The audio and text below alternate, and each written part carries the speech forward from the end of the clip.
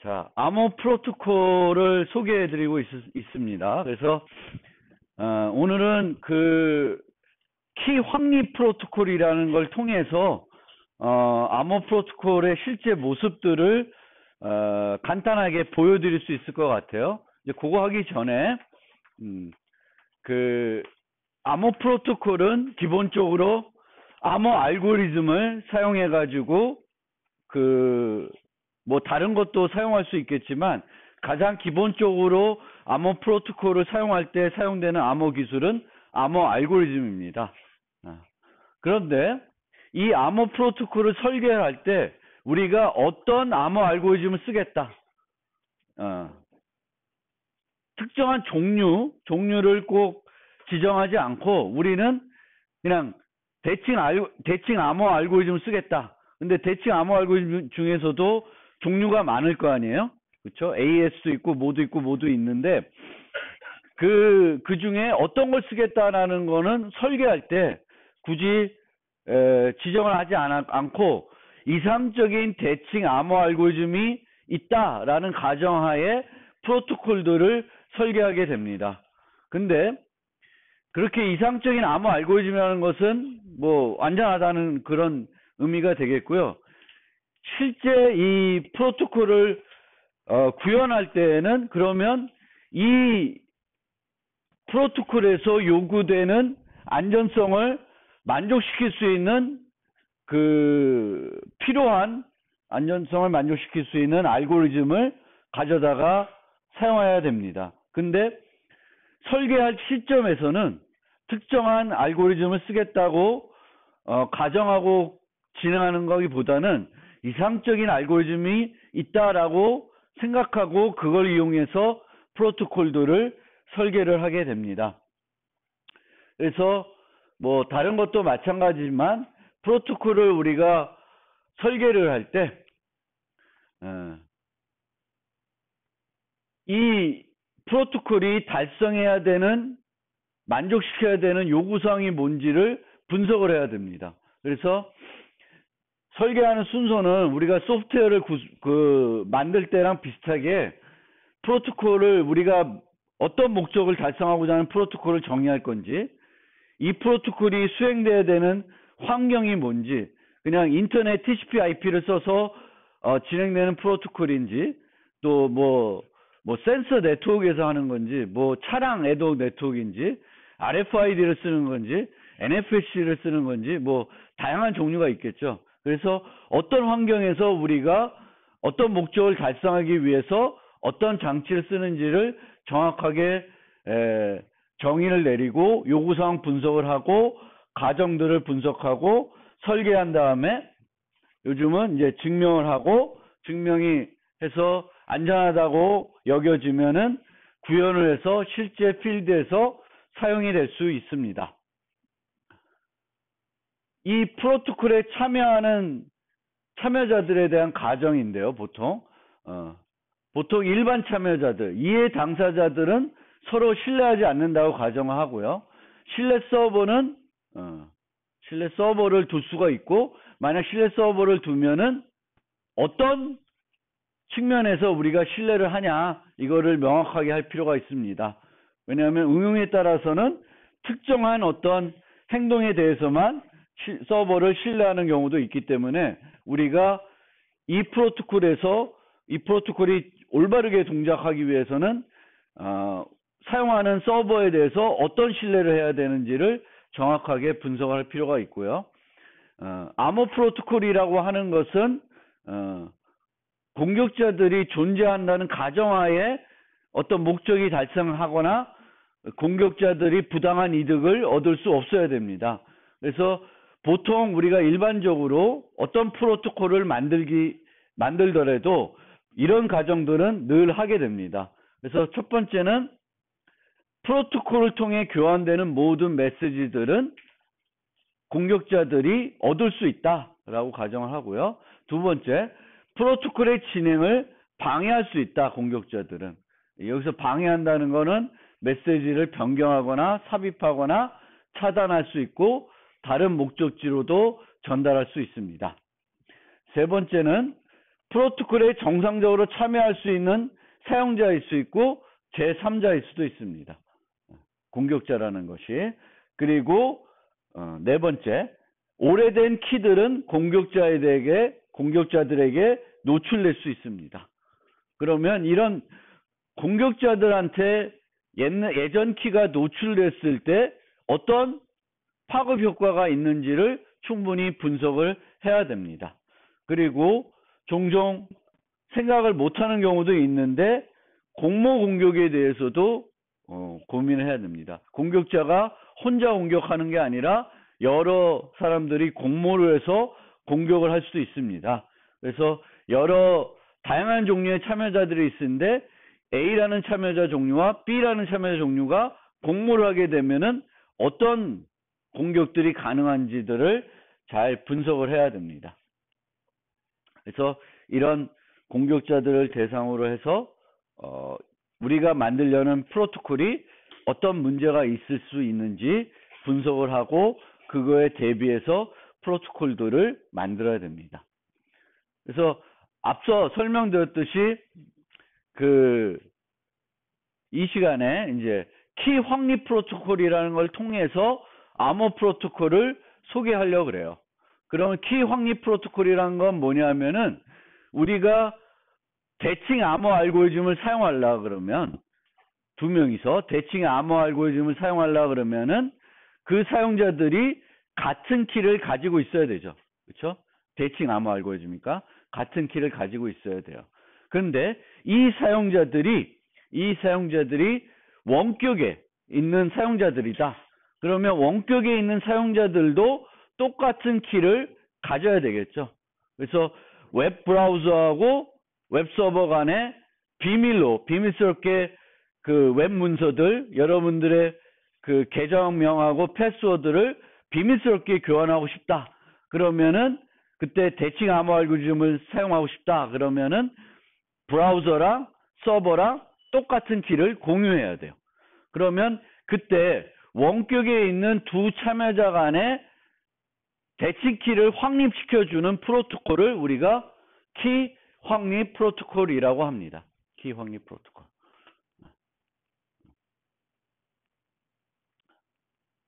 그래서 키 확립 프로토콜이라는 것은 둘 이상의 참여자들이 비밀키를 공유할 수 여기서 비밀키란 이제 대칭키가 되겠죠. 공유할 수 있도록 해주는 암호 프로토콜이고, 이런 키 확립 프로토콜을 통해 그 확립된 비밀키는 단일 세션에서만 사용하고 버리는 키가 됩니다. 그래서 이런 키들을 세션 키라고 합니다. 그래서 세션 키를 사용하는 이유는 같은 키로 암호화된 암호문을 제한하기 위해서 그렇게 하고요. 키가 노출됐을 때 같은 이유가 되겠지만 누설되는 정보의 양을 제한하기 위해서 씁니다. 그리고 키 저장에 관한 안전성 문제를 해결하기 위해서 씁니다. 장기간 키들은 비휘발성 메모리에 유지가 돼야 되겠고, 그 키를 관리하는 게 또 대단히 중요한 보안 메커니즘이 되겠습니다. 필요한 보안 메커니즘이 되겠습니다. 그래서 그 세션 키들은 우리가 확립한 다음에 메모리에 유지했다가 다 쓰고 나면 지우면 돼요. 그냥 삭제를 하면 되니까 키 관리가 편합니다. 그리고 세션 간에 응용 프로그램의 독립성을 만들기 위해서도 세션 키를 쓴다. 그래서 키 확립 프로토콜은 이자 간에 이자는 아니도 또 여러 사용자도 쓸 수 있는데, 어쨌든 키 확립 프로토콜은 둘 이상의 참여자들 간에 대칭 키를 한 세션에서 사용될 대칭 키를 공유할 수 있도록 해주는 암호 프로토콜입니다. 그래서 이 키 확립 프로토콜의 요구사항은 참여자는 의도한 다른 참여자들과 사용할 수 있는 새로운 키를 얻어야 되겠고, 이 새로운 키는 의도된 참여자 외에 다른 참여자는 얻을 수 없어야 됩니다. 그래서 의도된 참여자 외에 다른 참여자는 얻을 수 없어야 된다. 요거를 키의 비밀성 요구사항이라고 합니다. 웹 브라우저하고 웹 서버 간의 키를 확립하면은 브라우저하고 서버 말고는 다른 어떤 사용자들은 키를 알 수 없어야 됩니다.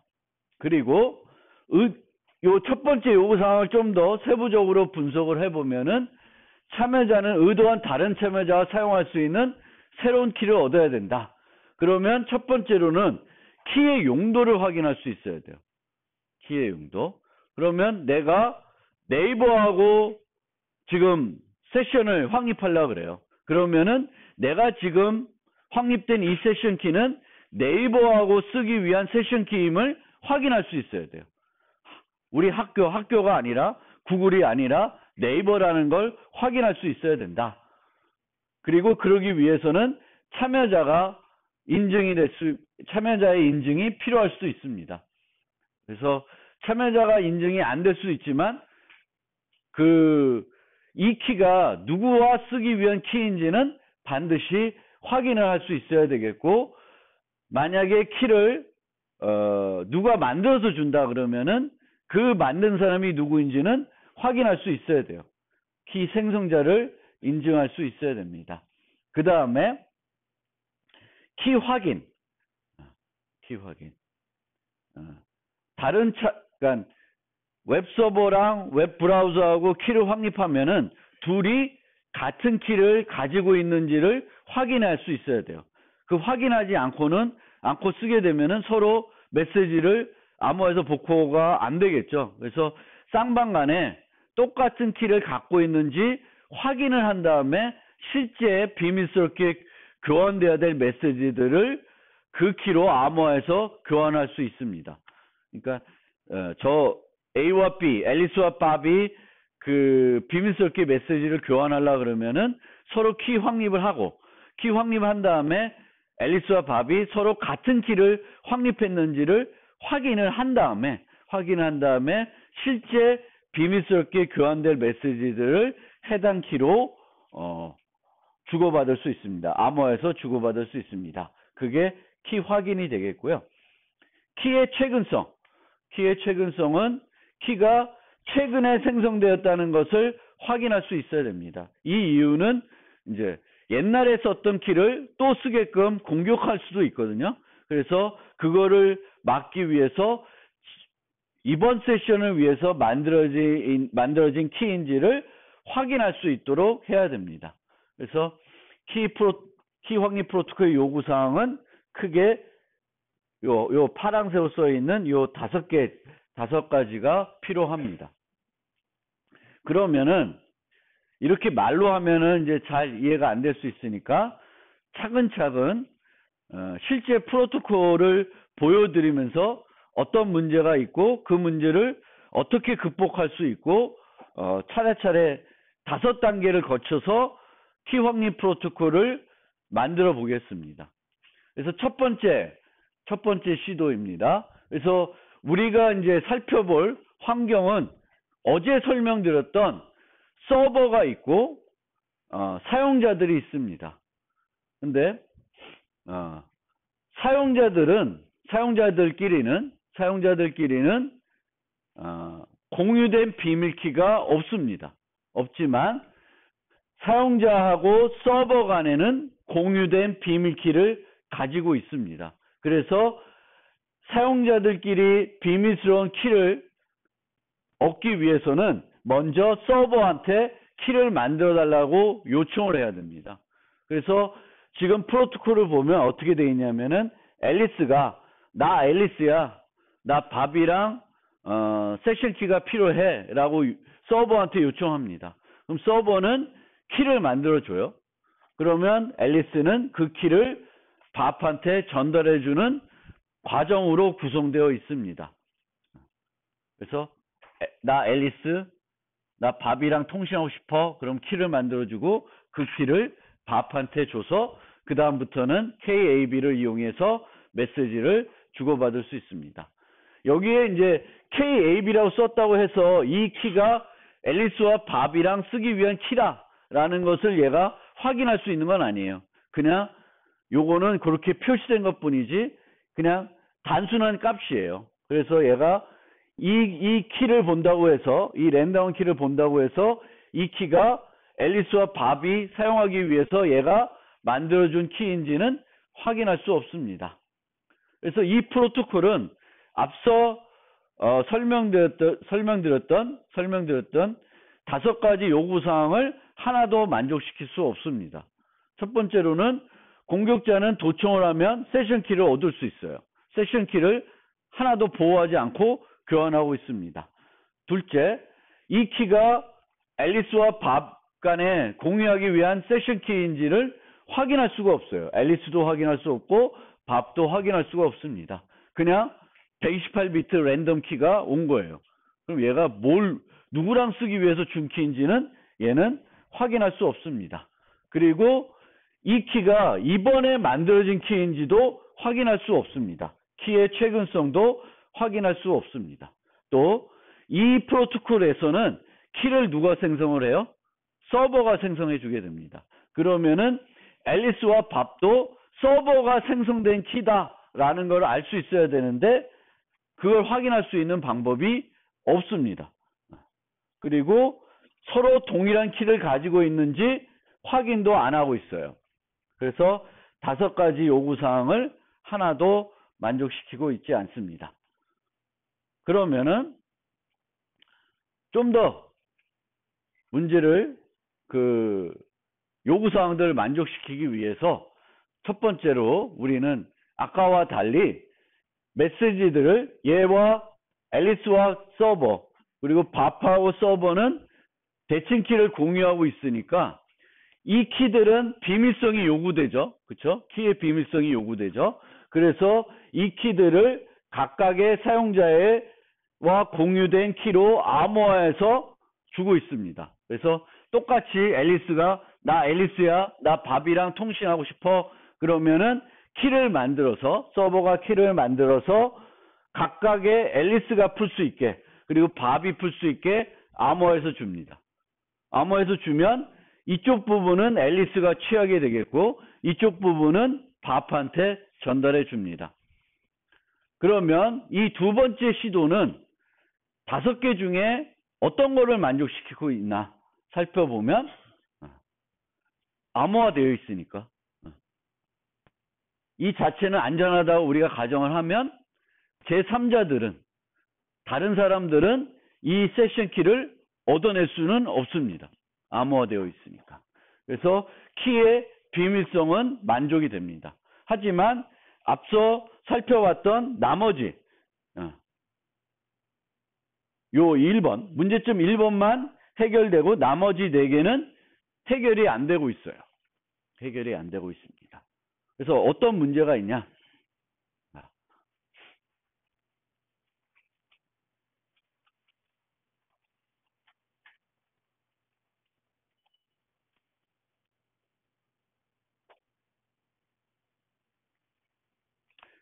세 번째 메시지가 여기가 나 앨리스야 이거 너랑 나랑 써야 되는 키야 라고 줬는데 키라고 주는 건데 C 공격자가 이거를 차단시킵니다.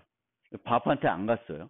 밥한테 안 가고 앞에 있는 앨리스 이름을 자기 걸로 바꿔요. 자기 걸로 바꿉니다. 그러면은 밥은 이 키를 뭐로 착각하게 돼요? 앨리스와 사용하기 위한 키가 아니라 캐롤과 사용하기 위한 키로 착각하게 됩니다. 그래서 이런 공격이 가능하게 되겠고요. 여기 말이 잘못됐네. 캐롤인데. 그 다음에 또 다른 형태로 똑같은 비슷한 공격인데 앨리스가 서버한테 나 앨리스야 밥이랑 통신하고 싶어 라고 메시지를 서버한테 요청을 하고 있는데 그거를 공격자가 차단시킵니다. 그리고 이 B 값을 C로 바꿉니다. 그러면은 서버는 앨리스와 밥 간에 공유할 키가 아니라 앨리스와 캐롤이 공유할 키를 만들어서 주게 됩니다. 그러면은 캐롤은 요 값을 서버인 척하고 앨리스한테 전달할 수 있습니다. 그러면 앨리스는 요 값을 들어있는 요 KAC라고 하는 값을 뭘로 착각하게 돼요? 밥하고 쓰라고 하는 키로 착각하겠죠. 그래서 메시지를 KAC를 이용해서 메시지를 암호화해서 밥한테 주면 밥은 풀 수 있어요? 밥은 못 풀어요. 근데 누군 풀 수 있어요? 캐럴은 풀 수 있게 되는 거죠. 그래서 이 키들이 누구랑 쓰기 위한 키인지를 앨리스는 확인할 수 없게 됩니다. 밥도 마찬가지입니다. 얘만 보면 어떤 키인지를 확인할 수 없다. 이제 그런 문제가 있고요. 또 하나의 문제점은 이런 문제도 있어요. 그래서 예전에 우리가 오래된 세션 키들은 노출될 수 있다고 가정을 하죠. 그렇죠? 그러면은 옛날에 이런 메시지를 앨리스가 서버랑 통신을 해가지고 이런 메시지를 받았었어요. 이런 메시지를 과거에 받았다고 칩시다. 그러니까 이런 프로토콜을 과거에 수행해서 이런 메시지를 얘가 받아놓은 상태예요. 근데 그때 얘만 받아놓은 것이 아니라 공격자도 C도 이 메시지를 갖고 있습니다. 그리고 우연하게 C가 KAB 요 암호문 내에 들어있는 KAB를 C가 알게 됐어요. 그러면은 나중에 앨리스가 다시 또 밥이랑 통신하고 싶어서 서버한테 요청을 합니다. 나 앨리스인데 밥이랑 통신하고 싶어 라고 요청을 하면은 캐럴이 그거를 막아버리고 옛날에 교환됐던 메시지를 다시 줍니다. 그러면은 앨리스는 이게 옛날에 만들었던 메시지인지 이번에 만들었던 메시지인지 구분할 수는 없어요. 물론 옛날에 받았던 모든 메시지를 유지했다가 비교해 볼 수 있는데 그렇게는 우리가 프로토콜을 만들 수는 없어요. 그래서 이 앨리스는 이 메시지가 이번에 만들어진 메시지인지 알고 사용을 하게 됩니다. 근데 이 메시지를 사용하게 되면 앨리스와 밥 간에 비밀스럽게 메시지를 교환하면 누구도 볼 수 있어요? 캐롤도 또 볼 수가 있게 되죠. 그래서 이 공격은 알게 된 키를 노출된 암호 키를 이용해서 공격하는 거라고 해서 기지키 공격이라 그래요. 노운 키 어택이라는 거는 내가 우연히 알게 된 키를 이용해서 공격하는 거예요. 그리고 얘는 재전송 공격입니다. 옛날에 사용됐던 메시지를 또 전송을 해가지고 사용하게끔 만들기 때문에 재전송 공격이라 그래요. 그러니까 이 공격은 기지키 재전송 공격이다. 뭐 이렇게 이제 설명할 수 있습니다. 그래서 우리가 두 번째 이렇게 비밀성이 만족되도록 첫 번째 시도를 개선했는데 여전히 키의 용도를 확인할 수가 없고 키의 최근성도 확인할 수가 없습니다. 그래서 좀 더 개선을 시켜보자. 그래서 세 번째 시도는 아까와 똑같은데 뭐가 이제 들어갔어요, 여기에. 사용자 식별자가 들어갔죠. 그래서 여기다가 앨리스가 나 앨리스야, 나 밥이랑 통신하고 싶어. 그러면은 세션 키를 만듭니다. 세션 키를 만들어서 각각의 앨리스와 밥이 풀 수 있도록 암호화를 해요. 근데 이 암호화를 할 때 거기다 뭐를 포함하냐면은 이 키를 누구랑 쓰기 위한 키인지를 여기다 넣어줘요. 여기다가. 그러니까 앨리스한테는 이 키는 누구랑 쓰는 키다? 밥이랑 쓰는 키다라는 걸 알려주는 거고, 밥한테는 요 키는 누구랑 쓰는 거다? 앨리스랑 쓰는 거다라는 걸 알려주게 됩니다. 그럼 이렇게 되면 얘도 요걸 보는 거예요. 앨리스. 그래서 우리가 암호화하는 용도는 비밀성을 만족시키기 위해, 인증을 제공하기 위해, 바인딩을 하기 위해 세 가지로 쓰이는데, 여기서 요 B는 바인딩이 목적이 돼요. 바인딩. 요 B만 놓고 보면 이 B는 KAB의 용도를 확인하기 위해서 같이 암호화된 정보예요. 비밀을 요구하지 않은 정보이지만 그런 정보이다. 그리고 그래서 확인할 수가 있고, 요게 들어감으로써 아까하고 큰 차이점이 또 하나 생깁니다. 그러니까 다시 여기다가 써볼게요.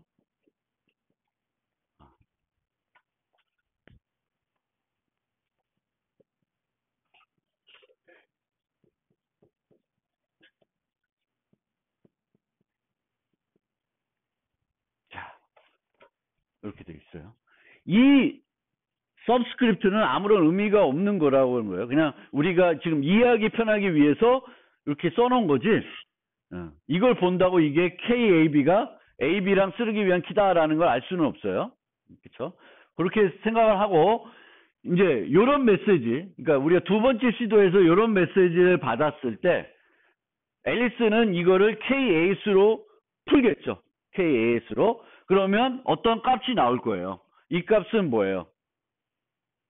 이게 대칭 키니까 랜덤한 값이에요. 랜덤한 값. 그러면은 요 K가 나오면 이게 제대로 풀린 건지 제대로 안 풀린 건지 알 수가 없습니다. 랜덤한 값이니까. 랜덤한 값이니까. 내가 어떤 3을 기대했는데 3이 나왔어. 그러면 아 제대로 풀렸구나 이렇게 되는데 어떤 값이 올지 모르는데 풀었어요. 그럼 랜덤 값이 나왔어요. 그럼 이게 맞게 풀린 건지 안 풀린 건지 모른다는 거예요. 그러니까 요게 어떤 128비트면 내가 랜덤한 128비트를 그냥 앨리스한테 주면 앨리스는 그걸 풀 거예요. 그럼 또 뭐 없겠죠? 근데 이게 뭔지도 모르겠고 확인을 못 하는 거예요. 그런데 이 밑에 거를 봅시다. 밑에 거. KAS로 이걸 풀게 되면은 요 값은 뭐예요? 요 값은 여전히 랜덤한 값이죠. 근데 이 앞에 있는 요 B라는 식별자는 랜덤한 값일까요? 랜덤한 값이 아니죠. 그래서 요 값을 확인해 가지고 요게 답이라는 이름이 팍 나와요. 그러면은 뭘 확인할 수 있어? 뭘 확신할 수 있어요? 앨리스는 답이 나오면 밥이랑 통신하기 위한 키라는 거는 확신할 수 있는데 그거 말고 아까 요거랑 비교해서 어떤 차이가 있죠? 이 암호문은 뭘로 암호화된 암호문으로 확신할 수 있어요? KAS로 암호화된 암호문임을 확신할 수 있어요. 요거는 확인을 못해요. 풀어봤자 무슨 값이 나와? 랜덤 값이 나오니까 그냥 쓰레기 랜덤 값을 내가 풀었는지 서버가 만들어준 랜덤 값을 풀었는지 KAS로 암호화된 걸 풀었는지 KBS로 풀은 건지를 알 수 없어요. 알 수 없어요. 이거를 공격자가 예를 들면은 요 메시지를 위치를 확 바꿔버려. 그러면은 앨리스는 뭘 풀까? 뒤에 걸 풀겠죠. 뒤에 거를. 그런데 보통 우리가 암호 알고리즘에서 어떤 메시지가 원래 B가 들어있어요. 근데 이거를 엉뚱한 키로 풀었어요. 얘가 KBS인데 BS로 암호화되어 있는데 이거를 KAS로 풀었어. 그럼 어떻게 될까? 값은 엄청나게 이상한 랜덤 값이 나와요. B랑 비슷한 게 나올 수가 없어요. 왕창 깨지는 거예요. 특성상. 암호 알고리즘의 특성상 내가 엉뚱한 키로 어떤 메시지를 풀면 그게 어떤 값이 나올지는 예측이 안 돼요. 완전 깨져버려요. 그래서 이제는 요걸 통해서 앨리스가 확인할 수 있는 거는 이 암호문은 누가 만든 거다? 서버가 KAS로 만든 암호문이라는 거를 확신할 수 있습니다. 확신할 수 있어요. 그러면은 여기에 있는 요 키는 누가 만들어준 거로 확인할 수 있어요? 서버가 만들어준 거로 확인할 수 있습니다. 물론 얘의 무결성은 또 다른 문제예요. 무결성은 또 다른 문제인데 랜덤 값이니까 얘를 확인함으로써 얘는 안 깨졌어. 그럼 얘도 안 깨졌을까? 그거는 암호를 어떻게 하냐에 따라 조금 다를 수 있어요. 그거는 나중에 암호 알고리즘 가면 좀 더 자세히 알 수 있는데 확신할 수 있는 건 요 메시지를 풀었을 때 내가 기대했던 어떤 확인할 수 있는 값을 확인하게 되면은 이 암호문은 내가 그 KS로 풀었는데 내가 원하는 값이 나왔어요. 그럼 이거는 확실히 어떤 키로 암호화된 암호문이에요? KAS로 암호화된 암호문임을 확인할 수 있고 그걸 확인하는 순간 앨리스는 뭘 할 수 있어요? 서버가 만들어졌다는 걸 알 수 있습니다. 그래서 앞에 봤을 때 키 인증이라는 게 나왔죠. 키 인증이라고 했나? 키 생성자 인증. 그쵸? 그래서 요 세 번째 시도부터는 서버가 키를 만들어줬다는 걸 확인할 수 있어요. 두 번째까지는 서버가 만들어줬는지도 모르는 거예요. 그냥 랜덤 값을 주는 거랑 이걸 주는 거랑 차이를 앨리스는 구분할 수는 없어요. 근데 이제는 구분이 된다라는 거예요. 구분이 돼요. 그래서 됩니다. 그래서 이렇게 여기에 이제 두 가지 그 용어가 나오는데 이렇게 식별자를 넣어서 메시지의 의미를 전달하는 것을 네이밍 기법이라 그러고요. 네이밍 기법. 그리고 이 암호문 내에 앨리스가 확인할 수 있는 정보를 넣어서 복호화가 제대로 됐는지를 확인할 수 있도록 해주는 정보들을 여분 정보라 그래요. 여분 정보. 그래서 이렇게 랜덤한 값만 들어가 있으면은 내가 복호하고 나서 올바르게 복호화 됐는지를 확인할 수가 없습니다. 그래서 이 안에는 뭔가 그 복호하는 사람이 복호화가 제대로 됐는지 확인할 수 있는 정보가 추가적으로 들어 있어야 돼요. 그런 정보들을 여분 정보라고 합니다. 그래서 이 안에는 여분 정보가 들어 있고 네이밍 기법을 써서 이 키가 밥이랑 쓰기 위한 키라는 것을 확인할 수 있습니다. 그러면은 비슷한 공격, 일에 대해서 했던 비슷한 공격을 해봅시다. 그러면 여기서 앨리스 밥, 그러니까 앨리스가 서버한테 나 앨리스야 밥이랑 통신하고 싶어 라고 했는데 똑같이 두 번째 시도와 마찬가지로 C가 이거를 차단시키고 B를 C로 바꿨어요. B를 C로 바꾸니까 얘가 만들어줄 때 어떻게 만들어줘요? 여기에 B가 들어가는 게 아니라 C를 넣어주게 돼요. 그러면은 앨리스는 요걸 받게 되겠고 요걸 풀어보면은 자기는 뭘 기대하고 있어요? B를 기대하고 있는데 C가 오니까 이거 뭔가 문제 있다라는 걸 알겠죠. 그러면 안 쓰면 돼요. 안 쓰면 돼요. 그렇죠? 안 쓰는 거예요.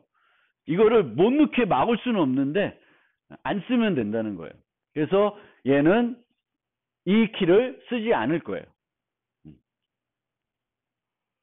하지만 그래서 이 세 번째 시도는 키의 용도를 확인할 수 있게 해주지만 이 키가 최근에 만들어졌는지는 확인해주지 못해요. 그래서 어떻게 되냐면 마찬가지로 C가 옛날에 교환됐던 이 메시지를 가지고 있어요. 옛날에 가지고 있고 이 안에 들어있던 키를 얘가 우연히 알게 됐어요. 그러면은 앨리스가 또다시 나중에 또 밥이랑 통신하기 위해서 서버에 요청했을 때 요 메시지를 차단시키고 서버 행세를 해가지고 이 메시지를 앨리스한테 주면은 앨리스는 문제가 없다고 생각하고 여기에 들어있는 키를 쓰게 됩니다. 근데 여기 들어있는 키를 쓰게 되는 순간 누구도 볼 수 있어요? 캐롤도 볼 수 있게 되는 문제점이 있습니다.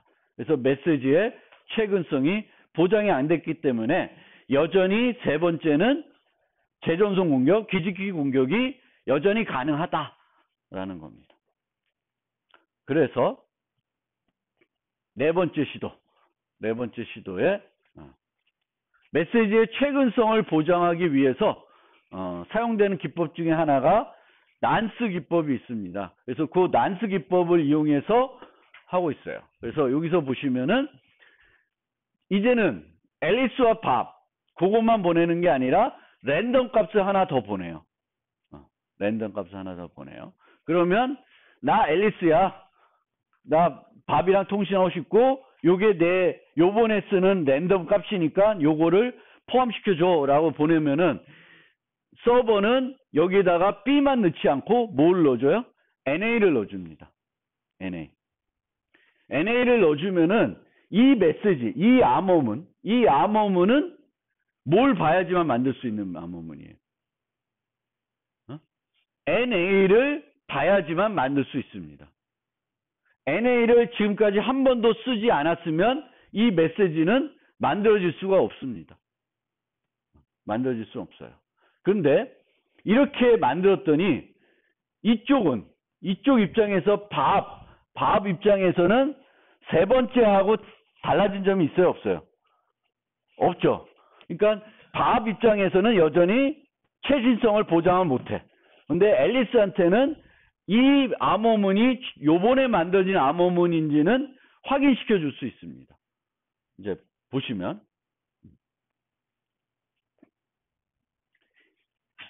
아까 마찬가지로 캐롤이 옛날에 교환됐던 요 메시지를 갖고 있어요. 근데 그때 썼던 게 요번에 쓸 NA가 아니라 뭐 NA 프라임이라고 합시다. NA 프라임. 그러면은 앨리스가 요청을 해요. 새롭게. 그러면은 NA를 쓰는데 이 NA는 한 번도 지금까지 쓰지 않았던 NA예요. 그러면은 얘가 옛날에 갖고 있던 메시지를 보내게 되면 여기에 들어있는 이 NA 값하고 요 NA 값은 같을 수가 없겠죠.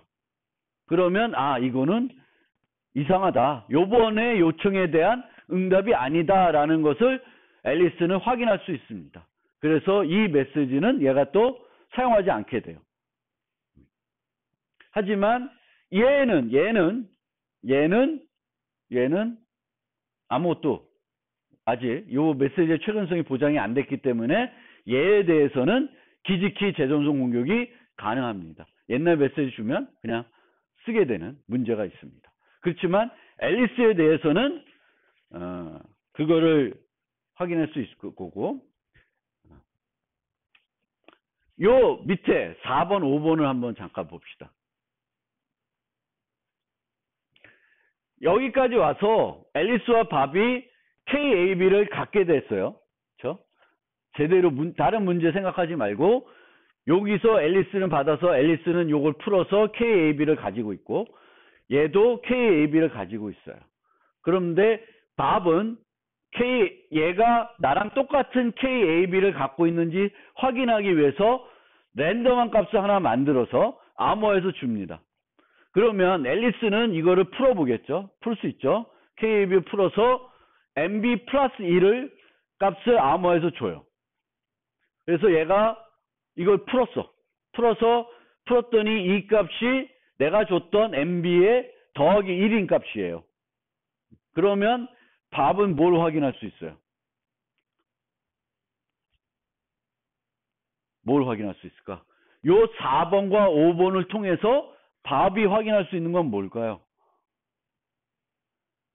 밥은 앨리스가 나랑 동일한 키를 갖고 있는지를 확인할 수 있습니다. 만약에 얘가 다른 키를 갖고 있다 그러면 그 다른 키로 이 MB를 풀었겠죠. 그럼 MB를 다른 키로 풀면 엉뚱한 값이 나오겠죠. 그럼 그것을 플러스 1에서 줘봤자 다시 KAB를 풀면 MB 플러스 1이 나올 확률은 제로에 가깝습니다. 우연히 나올 수가 없어요.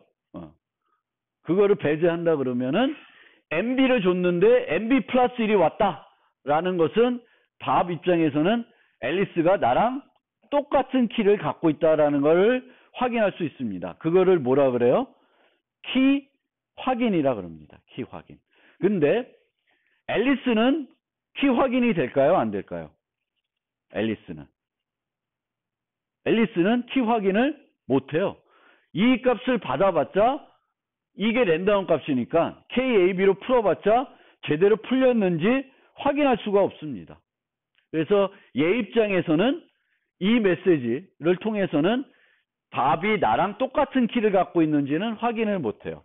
그래서 여기서는 이런 과정을 했지만 키 확인을 위한 어떤 조치들을 했지만 밥만 확인할 수 있는 형태다. 앨리스는 확인할 수 없고. 그럼 여기서 왜 플러스 1을 했을까? 플러스 1을. 만약 플러스 1을 안 하면 마이너스 1은 해도 돼요. 근데 만약에 그냥 줬어요. 그럼 어떻게 돼 이건? 이거는 앨리스만 할 수 있는 게 아니라 KAB를 갖고 있는 사람만 할 수 있는 게 아니라 누구든지 할 수 있죠. 그냥 이거 온 메시지 그냥 주면 되잖아. 그래서 여기서 하려는 거는 MB를 봤다라는 거를 보여주기 위한 거고 MB를 봤다라는 걸 증명하기 위해서는 요 메시지하고 좀 다른 형태가 가야 돼요. 그래서 그거를 플러스 1 할 수도 있고 마이너스 1 할 수도 있습니다. 그래서 요 두 개가 같으면 안 되니까. 같으면 이건 아무나 할 수 있죠. 그냥 받은 메시지를 퉁 다시 회수하면은 똑같은 한인 거니까. 그래서 MB를 받다라는 거를 확인하기 위해서 플러스 1을 하고 있습니다.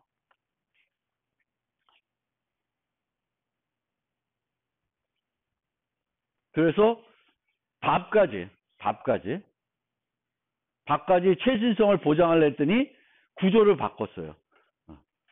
아까는 앨리스가 요청해서 받아서 이렇게 줬는데 이제는 그렇게 해서는 안 돼요. 그래서 서로 먼저 통신을 해서 랜덤 값을 각각 받아가지고 누군가 한 사람은 서버한테 랜덤 값을 각각 줘야 돼요. 그러면 여기에 앨리스는 NA가 들어갈 거고 밥에는 MB가 들어갑니다. 그러면 이제 앨리스도 이 메시지의 최근성을 확인할 수 있고 용도도 확인할 수 있고 서버가 있는지도 확인할 수 있고 다 돼요. 얘도 되고 얘도 되고. 그래서 이렇게 만들면은 거의 안전한 대칭키만 사용하는 키 확립 프로토콜이 됩니다. 그리고 만약에 여기다가 키 확인을 넣고 싶다. 그러면 이렇게 하면 돼요. 그래서 여기다가 줄 때 NA, MB를 암호해서 줍니다. MB만 암호해서 줄 수도 있는데 MB만 암호해주면 돌아올 게 없어요. 돌아올 거. A가 확인할 게 필요해요. 그래서 요 NA, MB를 주면 얘는 뭘 확인할까? 뒤에 오는 MB를 이용해서 KAB를 확인해요. 그래서 KAB로 풀어서 MB가 확인이 되면 앨리스가 나랑 똑같은 KAB를 갖고 있구나 라고 확인할 수 있습니다. 요 두 번째 요소 가지고. 그리고 다섯 번째 메시지에서 KAB로 NA를 암호해서 주면 앨리스는 요거를 풀어봐서 NA가 나오면은 밥도 나랑 똑같은 키를 갖고 있구나 라고 확인할 수 있습니다. 그래서 요 두 개의 메시지를 통해서 서로 간에 그러니까 KAB를 써서 뭔가 상대방이 확인할 수 있는 정보를 암호해 줘야 되는 거죠. 랜덤한 값이라도 얘는 MB는 얘가 아는 정보이고 NA도 얘가 아는 정보이니까 서로 교환하면 돼요. 그래서 이제 이렇게 만들면은 이제 우리가 앞에 얘기했던 5가지를 다 만족시키는 프로토콜이 됩니다.